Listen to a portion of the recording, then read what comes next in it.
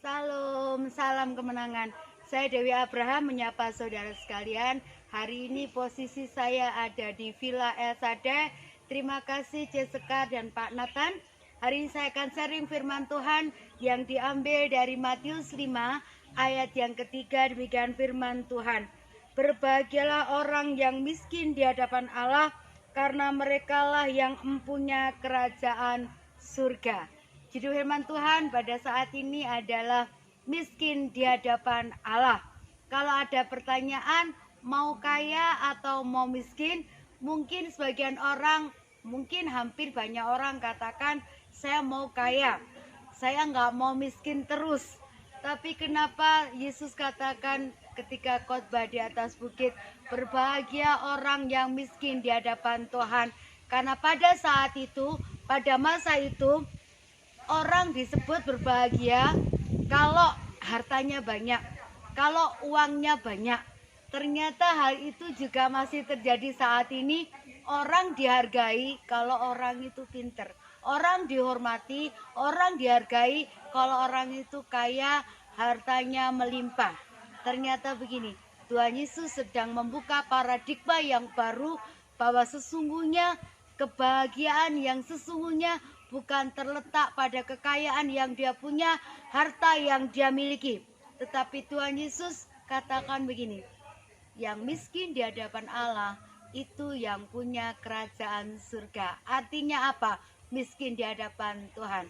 Yang pertama, menyadari bahwa kita ini terbatas.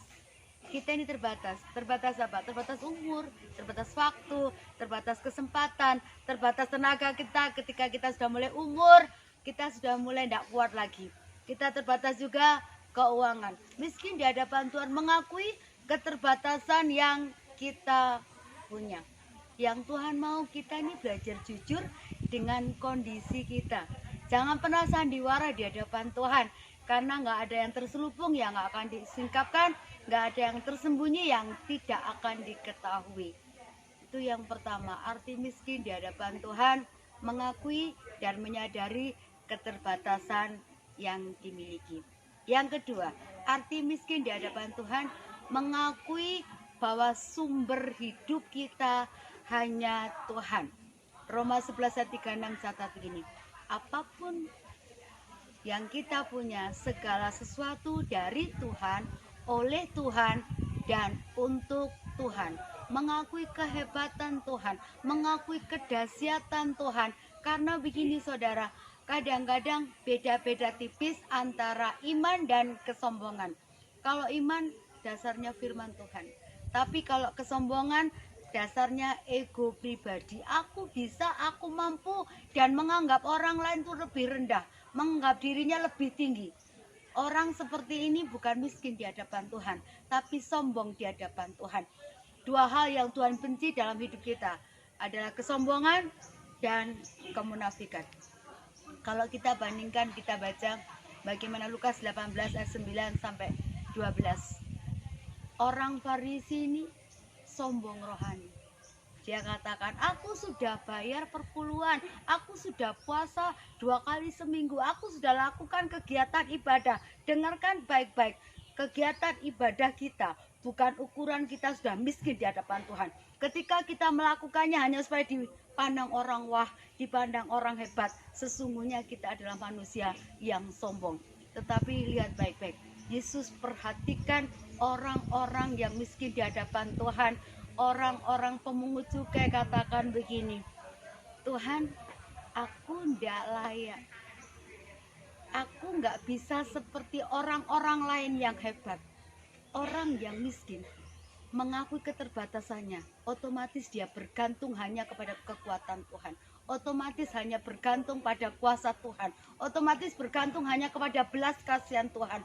Kalau orang Farisi dikecam oleh Tuhan karena Tuhan benci dengan kesombongan. Kesombongan akan menuju kepada kehancuran, tapi kerendahan hati akan dimuliakan oleh Tuhan. Yang ketiga, arti miskin di hadapan Tuhan, siap ditegur, siap dikoreksi, Amsal 27 ayat 5 catat begini.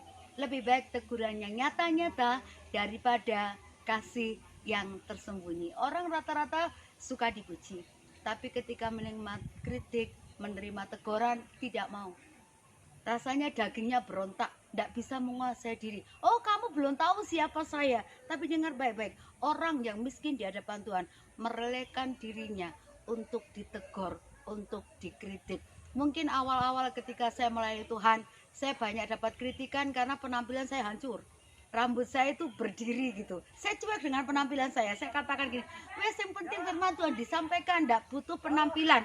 Tapi saudara tahu, ketika saya mulai belajar terima kritik, saya mulai rapi menata rambut saya. Saya mulai belajar untuk berpakaian yang cocok, misalnya putih sama hitam. Kok dulu saya cuek dengan penampilan saya, tapi karena kritik membuat saya mau maju, membuat saya mau dibentuk. Firman Tuhan katakan gini, berbahagia orang yang miskin di hadapan Tuhan karena mereka memiliki kerajaan Allah. Arti memiliki kerajaan Allah apa? Mendapatkan semua yang terbaik, mendapatkan berkat ilahi, berkat kekekalan. Roma 14 ayat 17 catat. Orang yang miskin di hadapan Tuhan mendapat kerajaan surga, mendapatkan kebenaran, damai sejahtera, dan sukacita Allah yang melimpah. Kalau kita menjadi pribadi yang rendah hati, percaya, berkat-berkat surgawi akan menjadi milik kita. Dan kehidupan kita boleh menjadi berkat buat orang lain. Mari miliki hati yang rendah hati, supaya hidup kita boleh diberkati dan menjadi berkat. Tuhan Yesus memberkati. Salam.